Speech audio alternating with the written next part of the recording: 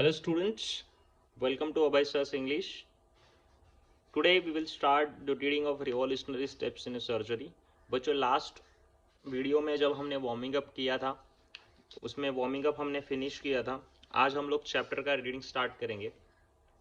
तो ये चैप्टर में आपको बच्चों 3 सर्जरीज के बारे में इंफॉर्मेशन दिया गया है।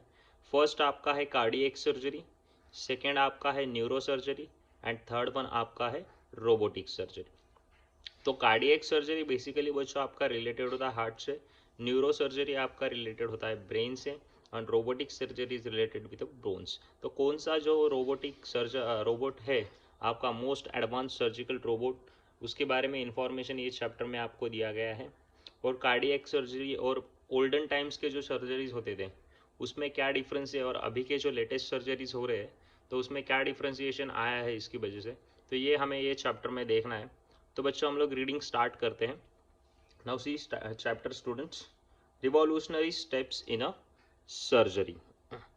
Surgery dates back to as early 600 BC। तो सर्जरी जो होते थे पहले 600 BC के पहले, Sushruta Samhita is one of the oldest work in the world dealing with the surgery.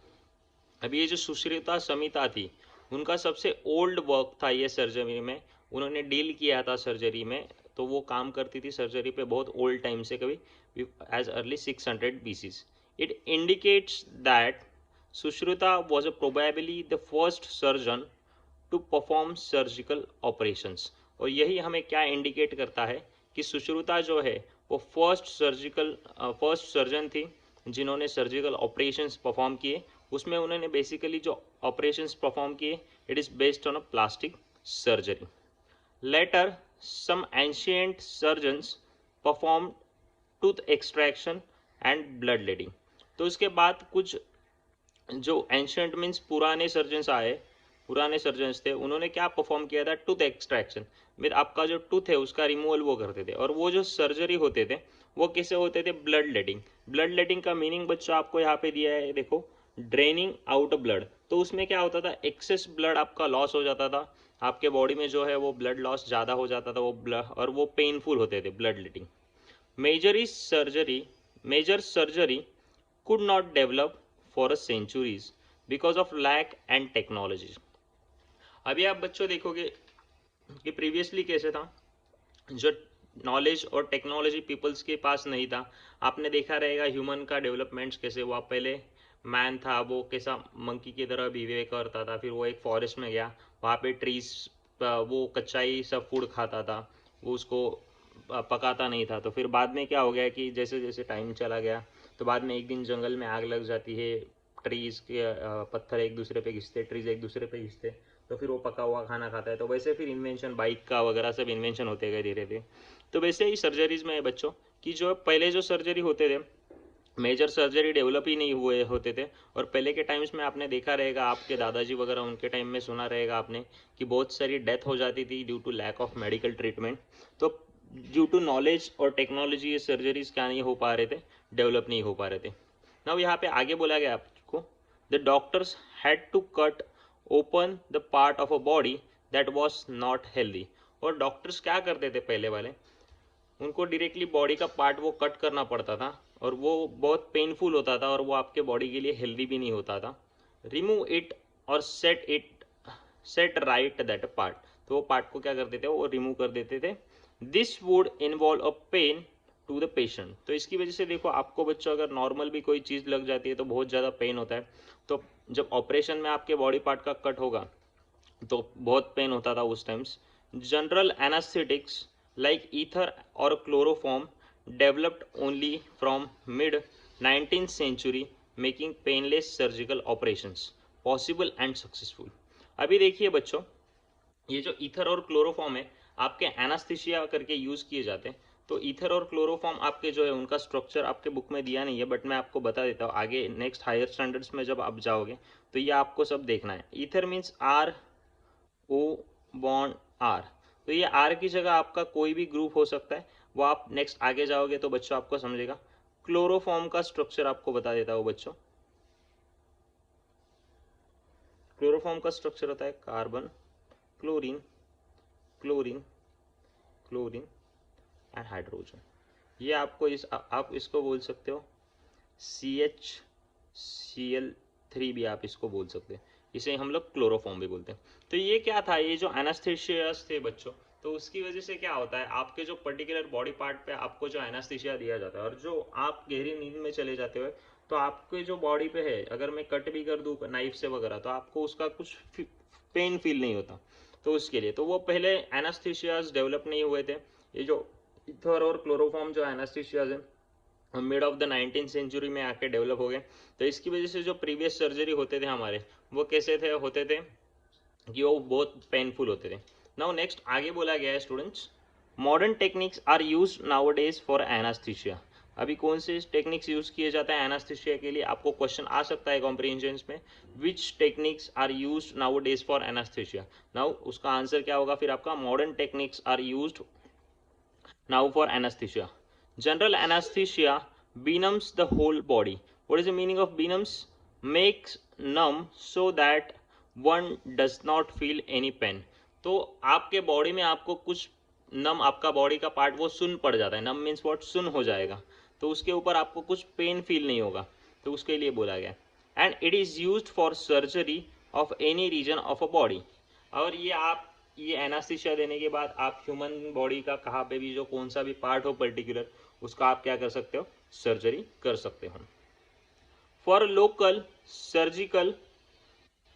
Local anaesthesia, local anaesthetics are injected into the surgical spot और area near nerves. तो ये जो आपका जो भी बॉडी के ऊपर, आपके पार्ट के ऊपर उनको सर्जरी करना रहता है, तो वो क्या करते हैं, वो जो बॉडी के पास में आपका जो पर्टिकुलर नर्व है, उसमें वो क्या करते हैं, एनास्थीसिया देते हैं या फिर इंजेक्ट करते हैं इंजेक्शन के थ्रू आपके बॉडी में। तो आपका बॉडी क्या हो जाने लगता है, सुन हो जाता है पूरा, तो आपको कुछ सेंसेशन ही नहीं होता है। Over the years now, revolutionary steps have been taken in a different types of a complicated surgery and these have made such operations successful.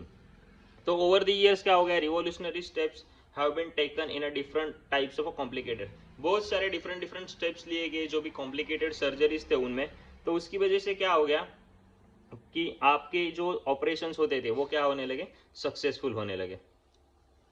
Let us start with cardiac surgery. Now cardiac relating to the heart, the meaning cardiac surgery का आपको पूछ सकते हैं in your comprehensions, आपको meanings भी पूछे जाते हैं बच्चों 1 से 2 मार्क के लिए। सो आपको उसमें ये क्वेश्चन आ सकता है, cardiac surgery is related to what, तो आप उसका आंसर क्या लिखोगे, cardiac surgery is related to heart. Today if you need to have a heart surgery you can choose from many fine doctors. तो आज आपको अगर ये दिस टाइम में आपको अगर सर्जरी करना होगा तो आपको बहुत सारे क्या हो जाएंगे, अच्छे अच्छे डॉक्टर्स मिल जाएंगे। बट उन्होंने क्या बोला है देखो, however before 1893 this type of a surgery was unknown. और बिफोर 1893 के पहले ये किसी को पता ही नहीं था कि कार्डियक सर्जरी भी करके एक सर्जरी होता है। ये सर्जरी क्या था, टोटली अननोन था। Doctors did not have modern medical tools and procedures. अभी देखिए डॉक्टर्स के पास क्या नहीं थे, मॉडर्न मेडिकल टूल्स नहीं थे।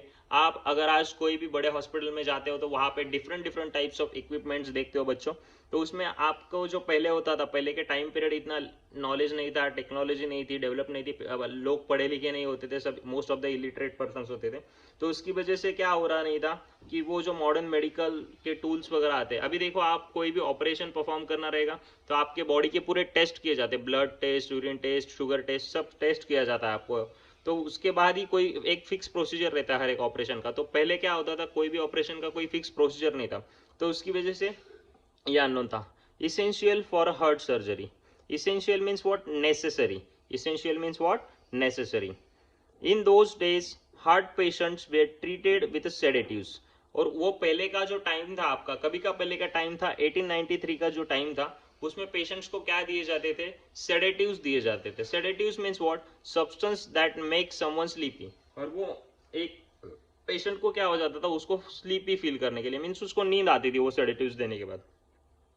And they usually did not survive. और वो सेडेटिव्स देने के बाद क्या होता था बच्चों, देखिए कि वो पेशेंट गहरी नींद में चला जाता।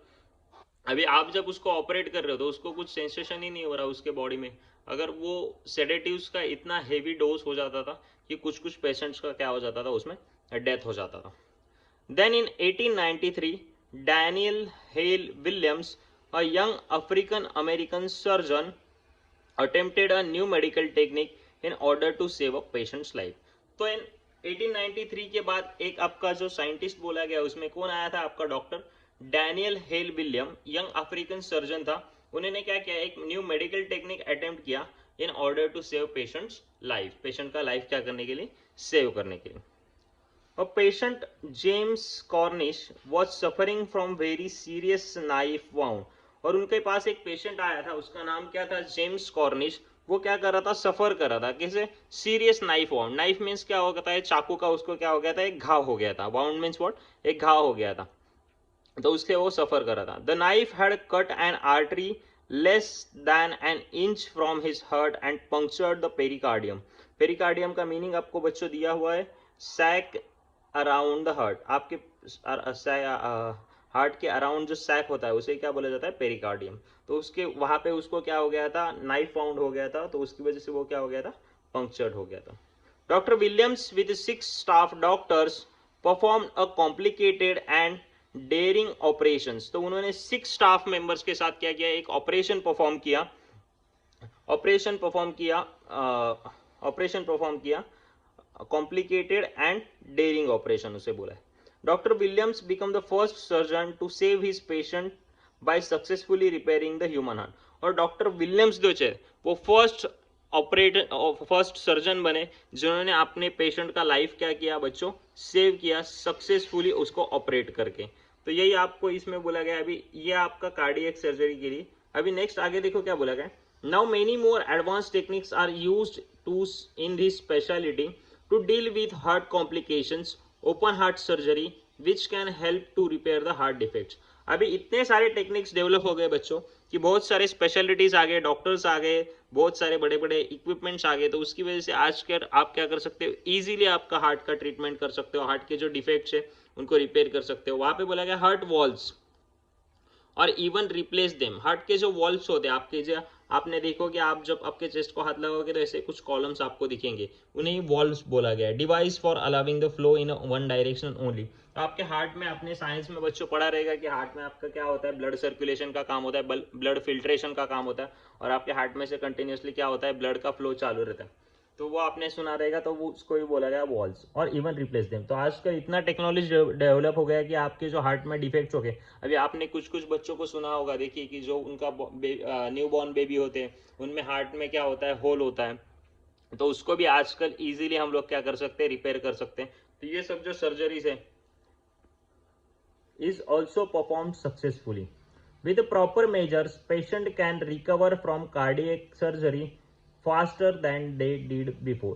अभी जो प्रॉपर मेजर्स लिए जाते हैं और ये प्रॉपर टेक्निक्स यूज किए जाते हैं, तो पहले के टाइम्स में कैसे होता था कि पेशेंट का अगर ऑपरेशन हो जाए तो उसे रिकवर होने के लिए क्या होता था, बहुत टाइम लगता था, 2 मंथ्स 3 मंथ्स जाते थे बच्चों, या फिर वो रिकवर भी नहीं हो पाता था, उसकी डेथ हो जाती थी। बट अभी का जो आपका मॉडर्न टेक्नोलॉजी और न्यू मेडिकल सिस्टम आया है उसकी वजह से क्या होता है कि पेशेंट्स जल्दी रिकवर हो जाते हैं।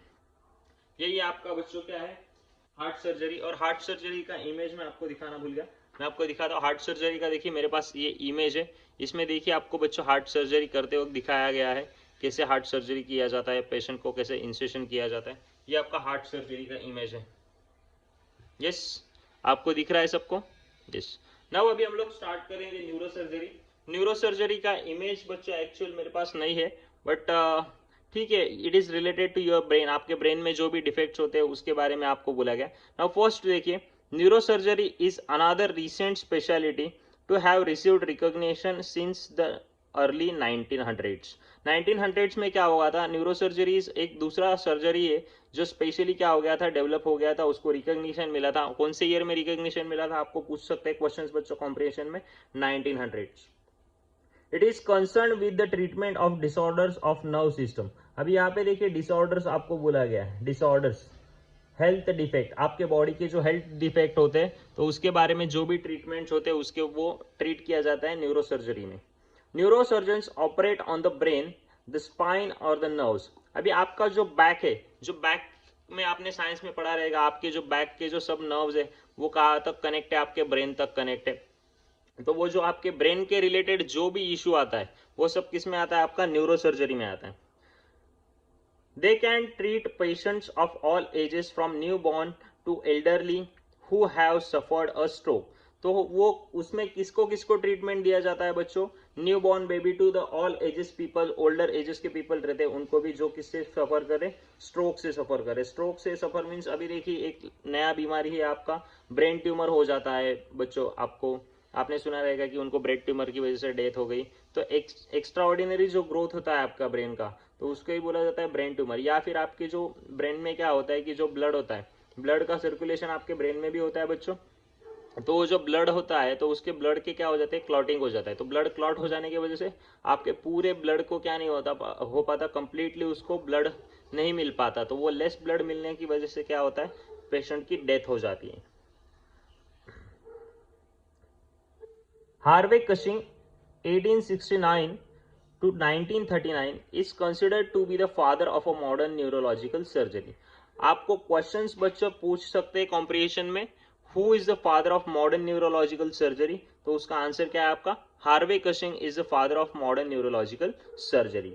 In the early part of 20th century he developed basic techniques and instrument for operating on the brain as a distinct surgical speciality. और उसने क्या किया बच्चों 1869 टू 1939 में, वो क्या थे आपके father of modern neurological surgery. और उन्होंने in the early of 20th century उन्होंने क्या किए थे, बेसिक टेक्निक्स जो होते हैं आपके ब्रेन को ऑपरेट करने के लिए या फिर उसके इंस्ट्रूमेंट थे, वो क्या किए थे, उन्होंने डेवलप किए थे।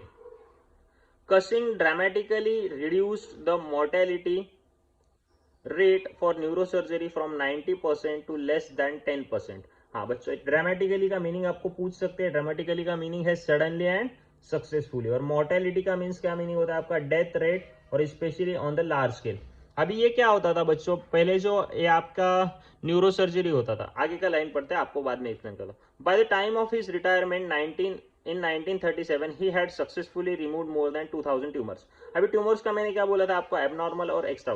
अभी इसमें क्या हुआ था बच्चों, देखिए पहले जो 1869 टू 1939 के पहले आपके जो हार्वे कशिंग थे, उन्होंने सब कुछ बेसिक टेक्निक्स डेवलप किए ये इसके न्यूरोसर्जरी के बारे में, और उसके इंस्ट्रूमेंट्स डेवलप किए। तो पहले क्या होता था बच्चों कि आपका जो भी ब्रेन ट्यूमर जो ऑपरेट किया जाता था, उसमें 90% लोगों की क्या हो जाती थी, डेथ ही हो जाती थी, और उसमें से सिर्फ 10% लोग क्या कर पाते थे, सर्वाइव कर पाते थे। बट आपके जो ये हार्वे कशिंग है, उन्होंने कुछ बेसिक टेक्निक्स और इंस्ट्रूमेंट डेवलप करने के बाद ये रेट रिवर्स हो गया। 90% लोग क्या करने लगे कि सर्वाइव करने लगे, और 10% लोगों का क्या होने लगा बच्चों, डेथ होने लगा। और उनका जो रिटायरमेंट का टाइम था बच्चों, कब रिटायर हुए थे वो, इन 1937। तब तक उन्होंने कितने ट्यूमर्स सक्सेसफुली रिमूव किए थे, 2000 ट्यूमर्स उन्होंने सक्सेसफुली रिमूव किए थे। अभी रीजन बोला गया देखो आपको आगे, the main reason that mortality rate had been so high before was a blood loss. तो मोर्टेलिटी रेट हाई क्यों था आपका, जो आप ब्रेन देखो, ब्रेन का ऑपरेशन आपको करना होगा तो वो ब्रेन आपका हेड कट करना पड़ता था, और उसमें देखिए आपके बॉडी में से कंटिन्यूसली ब्लड फ्लो आता रहेगा। तो मोस्ट ऑफ द क्या है आपके बॉडी में बच्चों, बहुत ब्लड जो होता है एक पर्टिकुलर अमाउंट में होता है, और उससे वो कम अमाउंट में चला जाएगा तो वो आपका क्या होता है, डेथ होता है। तो उसकी वजह से इसमें क्या होता था कि जो भी आपका ब्रेन का ऑपरेशंस होते थे न्यूरोसर्जरी में सब, तो उसमें आपका हेवी ब्लड लॉस हो जाता था, और पेशेंट के बॉडी में अगर ब्लड ही कम रहेगा तो वो सर्वाइव कैसे कर पाएगा। और वो जो ब्लड आपका 24 आवर्स में वापस रिक्रिएट होता है, बट उसको ऑपरेट करने के बाद वो जब तक आपका उठेगा, होश में आएगा, वो सब ट्रीटमेंट होएगा, तब तक उसका क्या हो जाता था, डेथ हो जाता था, उसका ब्लड लॉस बहुत हो जाता था उसमें। The main reason that mortality rates had been so high was a blood loss. तो उसके पीछे मेन रीजन क्या था बच्चों, आपका ब्लड लॉस था। Amongst the Cushing significant achievements are the methods he developed to stem this blood loss by inventing clip called as a silver clip or cushing clip. Stem means what, control। अभी देखिए वो जो Harvey Cushing थे, उन्होंने क्या किया कि उन्होंने देखा कि ये जो न्यूरोसर्जरी हम लोग कर रहे हैं उसमें क्या हो रहा है कि due to excess blood loss patients की क्या हो जा रही है, डेथ हो जा रही है। तो उन्होंने एक ऐसा क्लिप इन्वेंट किया कि उसकी वजह से क्या होता था कि आप जब ऑपरेट कर रहे हो आपके पेशेंट का ब्रेन, तो वो आपके बॉडी में कंटिन्यूसली ब्लड सर्कुलेशन तो होता रहेगा, तो वो आप तो स्टॉप कर नहीं सकते हो। तो उसमें क्या था, उन्होंने एक क्लिप ऐसे डेवलप की कि जिसकी वजह से हम लोग क्या कर सकते हो कि जो ब्लड का फ्लो है आपके बॉडी में, वो क्या कर सकते थे, हम लोग कंट्रोल कर सकते थे। उसको ही बोला गया कशिंग क्लिप और सिल्वर क्लिप। आपको कॉम्प्रिहेंशन में आंसर के लिए पूछा जाएगा which clip invented by the Harvey Cushing. तो आपको आंसर क्या लिखना है बच्चों, सिल्वर क्लिप और कशिंग क्लिप। तो वो जो क्लिप उन्होंने डेवलप की तो उसकी वजह से वो मोर्टेलिटी रेट रिवर्स हो गया आपका। मोर्टेलिटी रेट क्या होता था पहले आपका, पहले 90% डेथ हो जाती थी, 10% सर्वाइव करते थे। बट उनके वो कशिंग क्लिप और सिल्वर क्लिप के बाद क्या हो गया, वो मोर्टेलिटी रेट रिवर्स हो गया। 90% लोग सर्वाइव करने लगे और 10% लोगों की क्या होती थी, डेथ होती थी बच्चों। The neurosurgery is one the most cutting edges in the world surgery and medicine. और ये जो है आपका न्यूरोसर्जरी, वो क्या है आपका most cutting edges. Cutting edges का मीनिंग आपको दिया, देखो लेटेस्ट डेवलपमेंट। लेटेस्ट में अभी अभी हाल फिलहाल में क्या हुआ है, डेवलप्ड हुआ है। देखिए अभी इसका इमेज बच्चों मेरे पास नहीं है, दैट्स उसके लिए सॉरी, बट मैं आपको नेक्स्ट जब भी कभी मुझे मिल जाएगा, आप गूगल में सर्च कर सकते हो जाके बच्चों की न्यूरोसर्जरी, तो उसमें आपको वो दिख जाएंगे सब इमेजेस। अभी नेक्स्ट बच्चों हमें पढ़ना है robotic surgery. What is robotic surgery, question ही आपको पूछा गया है। Robotic surgery is a type of a minimally invasive surgery. Minimally invasive means that instead of operating on patients through the large incisions, incisions का meaning दिया है देखो, surgical cut in skin और फ्लैश। अभी देखो रोबोटिक सर्जरी आपका बच्चों एक टाइप आपको बोला गया है, मिनिमली इनवेसिव सर्जरी। अभी देखो बच्चों, डॉक्टर्स जब पहले ऑपरेट करते थे तो आपके बॉडी में कट करते वक्त क्या होता है, कभी कभी डॉक्टर भी तो घबरा जा सकते हैं कि पेशेंट सर्वाइव करेगा नहीं करेगा। तो आपने पहले टीवी में न्यूज में केसेस सुने रहेंगे कि ऑपरेशन के बाद पेशेंट सर्वाइव नहीं कर पाया, तो इसके लिए पेशेंट्स के रिलेटिव्स ने हॉस्पिटल वगैरह तोड़ दिया, ये सब न्यूज सुने आपने रहे। और डॉक्टर भी तो बच्चों क्या होता है, एक ह्यूमन बींग ही है, तो उससे भी गलतियां हो सकती है। तो पहले आपने न्यूज में टीवी चैनल में वगैरह देखा रहेगा कि क्या होता था कि पेशेंट्स का ऑपरेशन होने के बाद समझ जाता था कि वो सीजर उसके बॉडी के अंदर ही रह गया या फिर उनका ग्लोव्स रह गया, ये सब चीजें होती थी। और वो जो कट वगैरह कर सकते थे वो ज्यादा बड़ा भी हो सकता था, तो वो कट प्रॉपर नहीं होता था और आपके बॉडी पे क्या हो जाते हैं, उसके मार्क्स आ जाते हैं, वो स्टिचेस वगैरह होते हैं उसके बाद। तो इसके लिए बाद में एक नया सर्जरी लाया गया बच्चों, रोबोटिक सर्जरी। और रोबोटिक सर्जरी को यही बोला गया है कि ये कौन सा टाइप है, आपको क्वेश्चंस आ सकता है बच्चों कॉम्पिटिशन में। Robotic surgery is which type of surgery, तो robotic surgery is a type of a minimally invasive surgery. Minimally invasive means that instead of operating on patients through the large incision. तो जो large incision, हम लोग बड़े बड़े cuts करते थे पहले के टाइम में बॉडी पे जब ऑपरेट करने के लिए, वो कट क्या होते थे, कम करने का वो उसमें किया गया था। Use made of miniaturised surgical instrument. Miniaturised means what, made very small in size. और वो जो आपका सर्जिकल ऑपरेशन था, वो रोबोट इतना स्मॉल इन साइज था, उसको बनाया गया था, तो उसके लिए वो बोला गया कि miniaturised surgical instrument that fit through a series of a quarter-inch incision.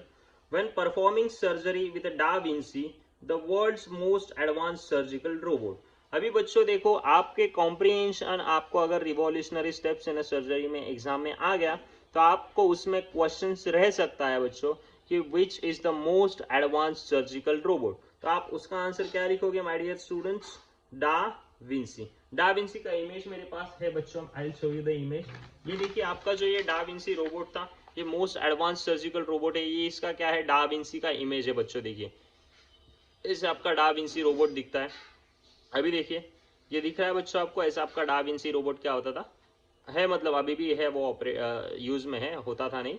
This is your डा विंसी रोबोट, इसे ही बोला जाता है मोस्ट एडवांस सर्जिकल रोबोट। अभी आप इसका साइज भी देखोगे बच्चों, इतना बड़ा भी नहीं है, वो स्मॉल इन साइज है, तो उसके लिए वर्ड यूज किया गया है मिनिएचुराइज्ड। अभी आगे क्या बोला गया है देखो बच्चों, the world most advance surgical robot, this miniaturised instrument are mounted on 3 separate robotic arms. तो माउंटेड मीन्स क्या गया है बच्चों, सेटअप। तो ये जो आपका रोबोट है डा विंसी, उसको क्या किया जाता है, उसके 3 सेपरेट आर्म्स है। देखो बच्चों यहाँ पे देखिए आपको नंबरिंग भी किया हुआ दिख रहा रहेगा मेरे हिसाब मेरे ख्याल से बच्चों 1 2 3 और 4, इसमें 4 दिए गए, ये थोड़ा एडवांस रहेगा, आपके टेक्स्ट बुक में आपको 3 बोला गया है। 1 2 3 और ये 4 भी यहाँ पे दिखाया गया है, दिख रहा है बच्चों आपको, नंबरिंग किया हुआ है उस पर, yes. Mounted on 3 separate robots arm, allowing the surgeon maximum range of motion and precision. Precision का बच्चों आपका मीनिंग है, प्रिसीजन मीन्स योर एक्यूरेसी। देखिए यहाँ पे दिया हुआ है आपको, प्रिसीजन का मीनिंग क्या है बच्चों, accuracy. The da Vinci 4th arm, total कितने आर्म है बच्चों, देखो मैंने आपको इमेज दिखाई थी my dear students, 1 2 3 and 4। Fourth, तो 3 आर्म में से आपको फोर्थ आर्म का जो भी वर्किंग है वो बोला गया। ये जो फोर्थ आर्म आपको दिखा है उसका वर्किंग क्या हमें पढ़ना है स्टूडेंट्स। मैं ये इमेज ऐसा रख देता हूँ तो आपको भी बच्चों देखने को मिलेगा। The da Vinci fourth arm contains a magnified high definition 3D camera that guides the surgeon during the procedure। और ये जो स्टूडेंट्स आपको बोला गया है, ये फोर्थ आर्म इसको दिया गया है, उसमें क्या होता है आपका मैग्नीफाइड कैमरा होता है, हाई डेफिनेशन का कैमरा होता है, हाई लेंस का। तो वो क्या होता है कि हेल्प करता है आपके, किसको हेल्प करता है कि डॉक्टर को हेल्प करता है या सर्जन को हेल्प करता है टू ऑपरेट द पेशेंट। अभी नेक्स्ट आपको बोला गया है स्टूडेंट्स, देखो क्या बोला गया है आपको। The surgeon controls the instrument and the camera from a console. Console का मीनिंग है बच्चों आपको दिया गया है, देखो a combination of display input devices and control mechanism used for the controlling robot. In short आपको बच्चा बता देता हूँ बच्चों, कंसोल का मीनिंग है आपका computer.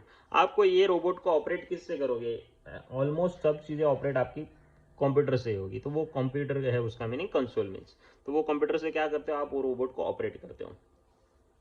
And located in an operating room, placing his fingers into the master controls, he is able to operate all forms arms of the Da Vinci। और वो क्या होता है, उसका फिंगर क्या कर देता है, प्लेस कर देता है। तो वो फिंगर प्लेस करने के बाद क्या कर सकता है, वो चारों भी आर्म्स है आपकी, ये जो 4 आर्म्स आपको बोले गए my dear students, 1 2 3 and 4 arms, तो वो क्या कर सकता है आपका सर्जन, वो उसको क्या कर सकता है, कंट्रोल कर सकता है। While looking through the stereoscopic high definition monitor, the robot literally placed the surgeon inside the patient। अभी देखिए बच्चों, डॉक्टर भी क्या होता है, एक ह्यूमन बींग है, तो ये रोबोट का क्या होता है, उसके पास हाई डेफिनेशन 3D कैमरा होने की वजह से बच्चों वो आपको एक प्रॉपर व्यू दे सकता है पेशेंट के बॉडी में, जहां पे आपको पर्टिकुलरली ऑपरेट करना है। तो ह्यूमंस के आईज इतना आपको इनसाइड द बॉडी आपको बता नहीं सकते कि, बट जब आप कैमरा लेके जाओगे हाई डेफिनेशन वाला, तो वो क्या करता है, लिटरली आपके सर्जन को बोला गया है place surgeon inside the patient. This gives him a better more detailed 3D view of operating site. और ये क्या होता है कि ये जो 3D कैमरा है इसका, वो अच्छा व्यू उनको देता है, तो उसकी वजह से उनको ऑपरेशन करना या ऑपरेट करना क्या हो जाता है माय डियर स्टूडेंट्स, इजी हो जाता है। Then the surgeon I can provide, और आपके ह्यूमन बींग्स के जो आईज है वो प्रोवाइड कर सकते हैं व्यूज, उससे अच्छा आपको क्या है, कैमरा प्रोवाइड कर सकते हैं। Every movement he makes with master controls is replicated accurately by the robot. Replicated means देखो क्या, मेड एग्जैक्ट कॉपी। अब अंदर आपको जो भी दिखने वाला है, जो पेशेंट के बॉडी में है, अभी आप जेरोक्स करते हो, देखो बच्चों जेरोक्स करने जाते हो आप, कोई चीजों का बहुत बार आपने जेरोक्स किया रहेगा, जो आपका ओरिजिनल डॉक्यूमेंट रहता है उसका एग्जैक्ट कॉपी आपको मिल जाता है। नथिंग बट वही बोला है कि आपके बॉडी के अंदर जो भी ह्यूमन बींग के पार्ट्स है, वो क्या करेगा, वो कैमरा अंदर जाने के बाद जैसे कि वैसा आपको फोटो कहाँ पे आपके कंप्यूटर के स्क्रीन के ऊपर शो करेगा। तो उसकी वजह से उनको क्या होता है, वो पर्टिकुलरली बॉडी पार्ट पे जहां पे भी उनको डिफेक्ट हुआ है उसको ऑपरेट करने में क्या हो जाता है, ईजी हो जाता है। Accurately by the robot, when necessary the surgeon can even change the scale of a robot movement। और जब उनको जरूरत पड़ती है तो वो क्या करते हैं, रोबोट के स्केल का जो है क्या करते हैं, मूवमेंट को वो क्या कर सकते हैं, चेंज कर सकते हैं। If he selects 3:1 scale, the tip of the robot's arms will move just 1 inch from every 3 inches that surgeon hands moves। अभी सर्जन का हैंड कैसे आपका देखो 3 इंच to 1 इंच मूव कर सकते हैं। अभी उसको अगर आप रोबोट को अगर आप सेट कर दोगे वहां पे कि 3:1 के रेशियो में चलना है, तो वो रोबोट का आर्म उतने ही रेशियो में क्या होते रहेगा, आपका कंटिन्यूसली मूव होते रहेगा बच्चों। Utilizing this advance technology, our surgeons are able to perform a growing number of complex surgical procedures। और ये जो एडवांस सर्जिकल टेक्नोलॉजी है उसकी वजह से हमारे जो सर्जन है बच्चों, उन्हें क्या हो गया है कि वो जो growing number of complex surgery के प्रोसीजर्स है वो करना इजीली वो लोग क्या कर सकते हैं, ऑपरेट कर सकते हैं। Since this procedures can now be perform through very small incisions. और ये जो प्रोसीजर्स है आपके ऑपरेशंस के क्या हो जाते हैं, उनको वेरी स्मॉल ऑपरेशंस के इंसेशन की वजह से परफॉर्म, इंसेशंस में आपके बॉडी के पार्ट जो भी है वो कट किए जाते हैं, उसकी वजह से वो क्या किए जाते हैं, परफॉर्म किए जाते हैं। मिनिमली इन्हें ऐसे बोला गया, स्मॉल इंसेशन मीन्स थोड़ा ही कट करना पड़ता है बॉडी में। और patients experience a number of benefits compare to the open surgery of the past. और देखो जो पास्ट के जो सर्जरीज होते थे उससे अच्छा हमारे पेशेंट्स क्या करते हैं, उसको हम लोग और अच्छे से प्रिपेयर कर सकते हैं बच्चों। अभी देखिए प्रीवियस टाइम्स में डॉक्टर्स भी इतने, उनके पास इक्विपमेंट्स ना होने की वजह से बहुत सारे पेशेंट्स की बच्चों डेथ हो जाती थी, और वो जो बॉडी पार्ट को कट करते थे वो हेल्दी नहीं होता था, क्योंकि देखो वो जो आप भी बॉडी पार्ट को कट करोगे वो क्या होता है, आपका लोहा ही तो होता है, लोहे की वजह से अगर वो करोजन हो गया रहेगा वगैरह तो आपके बॉडी में आपको डिफरेंट डिसीजेज होने के चांसेस बहुत सारे हो जाते थे स्टूडेंट्स। तो उसकी वजह से वो जो आपके प्रीवियस थे, और उसमें बहुत लैक ऑफ टेक्नोलॉजी था। अभी तो एनास्थीसियाज वगैरह बहुत सारा डेवलपमेंट हो गया, एक्सरे वगैरह आप फटाफट लेके आ सकते हो। तो इसमें क्या हो गया, तो ये जो प्रीवियस आपको ये चैप्टर में नथिंग बट स्टूडेंट्स क्या किया गया है कि कंपैरिजन दिया गया है कि प्रीवियसली जो भी सर्जरीज होते थे वो कैसे होते थे बच्चों, बहुत पेनफुल सर्जरीज होते थे। अभी के जो सर्जरीज वगैरह होते हैं वो मोस्ट एडवांस्ड और सर्जिकल रोबोट की वजह से, या फिर बहुत अच्छे अच्छे टेक्नोलॉजीज डेवलप हो रही है, हमारे मेडिकल फील्ड में भी बहुत अच्छा काम हो रहा है। तो उसकी वजह से क्या हो रहा है कि ये सर्जरीज क्या हो रहे हैं, ईजी हो रहे हैं बच्चों। और जो हमारे पेशेंट्स का डेथ हो जाता था पहले, तो वो होता नहीं है अभी। वो जो मोर्टेलिटी रेट है मोस्ट ऑफ द सर्जरीज में, ऑलमोस्ट 90-10% का ही रेशियो आ गया है कि 90% पीपल्स का सर्जरी सक्सेसफुल हो जाता है, और इन केस एक आधा 10% पेशेंट का कोई क्या हो जाता है, डेथ हो जाता है। तो ये चैप्टर में बच्चों आपको जो 3 सर्जरीज दिए हुए हैं, कार्डियक सर्जरी, न्यूरो सर्जरी और रोबोटिक सर्जरी, ये तीनों सर्जरी स्टूडेंट्स इंपॉर्टेंट है आपको सेकेंड सेमेस्टर एग्जाम में। इसमें से कॉम्प्रिहेंशन पक्का आएंगे, तो इसके लिए आप प्रिपेयर कीजिए। और आपको मेरे वीडियोस पसंद आ रहे हैं तो लाइक कीजिए, शेयर कीजिए, सब्सक्राइब कीजिए। अभी हम नेक्स्ट लेक्चर में बच्चों इसका जो इंग्लिश वर्कशॉप यहाँ पे दिया हुआ है वो हम लोग क्या करेंगे, स्टूडेंट्स पूरा सॉल्व करेंगे ये वर्कशॉप। तो आपका अभी मे भी कल वीडियो आ जाएगा इसके ऊपर, वर्कशॉप के ऊपर। अभी आपके बच्चों 2 ही पोएम बचे हुए हैं, द बीज, और एक पोएम बचा हुआ है द बीज और रामानुजन। वो तो बैटल ऑफ बैफल वो इतना इंपॉर्टेंट चैप्टर नहीं है, तो वो मत कीजिए स्टूडेंट्स। तो ये 4 चैप्टर अगर आप अच्छे से कर लेते हो तो उसके लिए आपको मार्क्स अच्छे मिल जाएंगे आपके एक सेमेस्टर के एग्जाम में। तो स्टूडेंट्स आपको ये वीडियोस अगर मेरे पसंद आ रहे रहेंगे तो मेरे चैनल को लाइक कीजिए, शेयर कीजिए एंड सब्सक्राइब कीजिए। Thank you my dear students.